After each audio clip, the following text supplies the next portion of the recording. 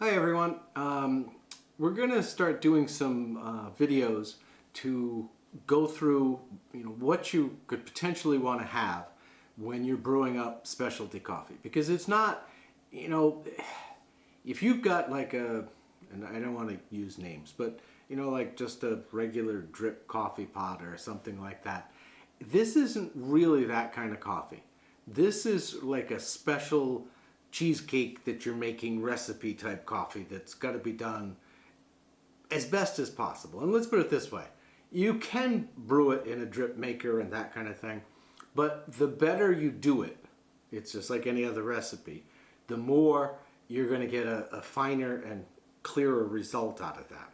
So you're going to have a different taste out of a drip because of the way, and there's a lot of factors, and we'll go through those over time. But today we're just going to look at some of the basic stuff if you wanted to get started with, and alternatives that you could have. First, of course, is you're going to need something to store your coffee beans in. It kind of needs to be airtight. You can use something like if the coffee's, say by the time you get it, it's 4 or 5 days old, most of the outgassing has happened. In this particular one, it has a CO2 valve on the top. So the CO2 from the fresh beans comes out, but no oxygen goes in. Oxygen, not coffee's friend. So that's one thing. You have to store it in something. Like I said, you could put them in a mason jar, as long as they're not like a couple days old, because they are still outgassing.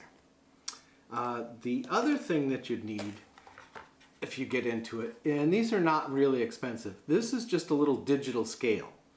And I think this is like 19 or 20 bucks. And you could set it for ounces, milliliters. Most of the stuff I do in coffee is in milliliters. And again, the reason for that little scale is that you're going to have to come up with your own ratios. Like for me, I've decided, and that the best taste for us is a ratio of 25 liters of coffee. Milliliters? You know what I mean. To 300 of water. And that's like any other recipe. If you say, oh well, 75 is close, or you just plop them in there and do that kind of thing, it's really not going to work so well. You're going to get different results every time. It's just how it is. One of the other factors, which we're not showing here, but is a big factor, is your water. Now if you've got city water or something like that, it's got a lot of chemical taste to it. How you can't possibly make a good coffee with something like that. So you've got to have good water. If you have to, you'd have to buy bottled water just to make your coffee. One of the other things that you'd want to look into, and this is a gooseneck kettle. And this kettle you can pour, or you could use it for tea, but you could put this right on the stove, heat up the water, and you're going to bring your water up to a boil.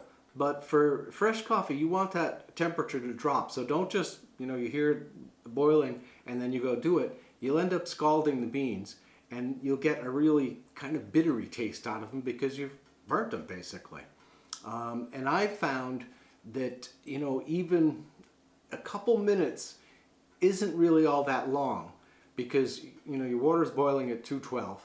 So I like to let it sit for 3, 4, maybe even 5 minutes. Depending on how fresh the coffee is, because I like it when it's a fresh coffee, I like it a little bit cooler temperature. And this is what you're going to need for one of the next parts. This is one of the easiest, simplest to get started with. This is a pour over, okay? And this happens to be a Bon Mac. There's Harios, there's all kinds of different ones. But the design is basically the same.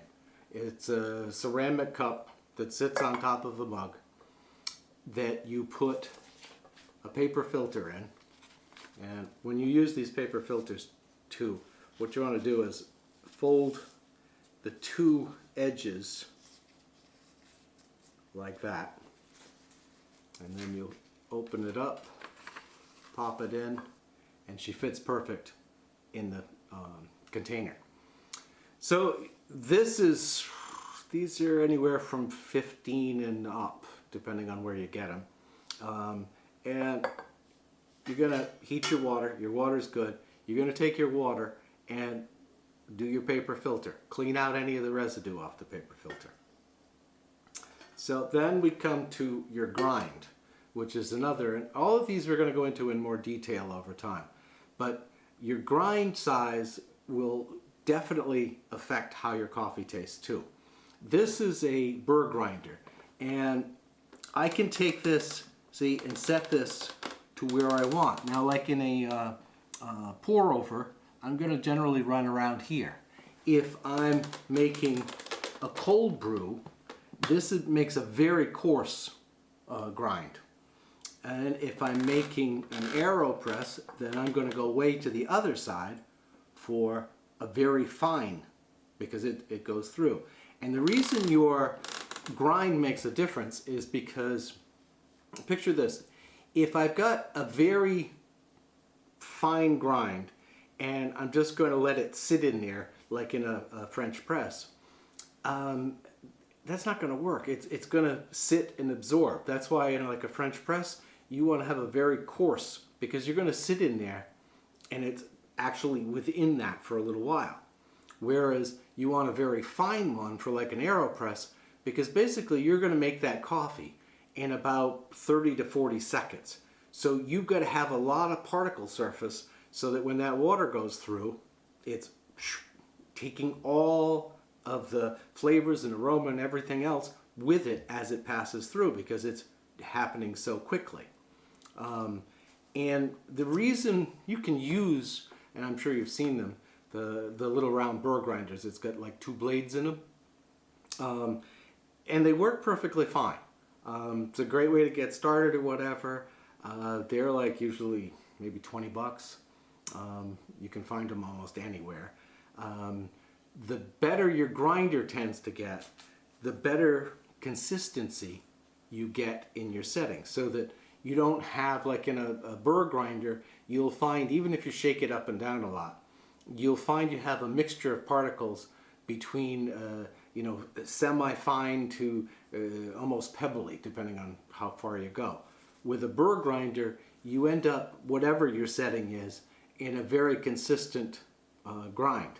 And all of these things are important as to making a good cup of specialty coffee. And for those of you who don't know, specialty coffee, the way it works is regular coffee's graded, okay? It's cupped, it's taste, there's a score sheet. I'm not into that, but I trust other people who are. It's a whole profession and skill set and everything else. And coffee above 80 points is considered specialty coffee. Below 80 points is just coffee.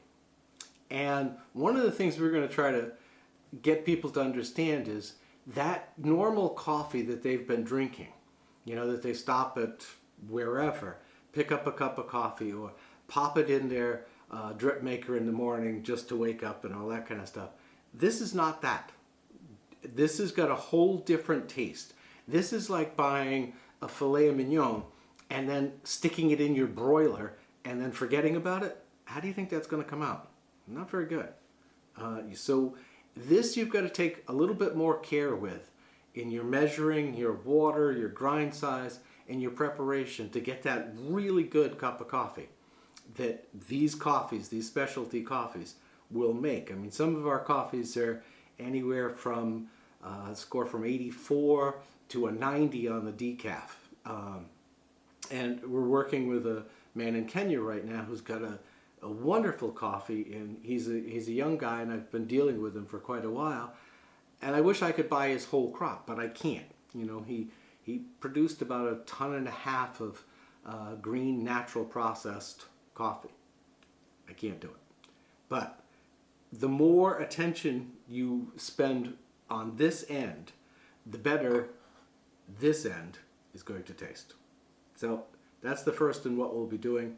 We'll go into the different methods soon of how to make those pour overs and say like this, which is easy. They're all basically easy. It's just a, practice. We've got Chemex, we've got AeroPress, and there's different ways you do them so that you can make the best possible coffee out of this, specialty coffee that you'll buy. Thanks for watching.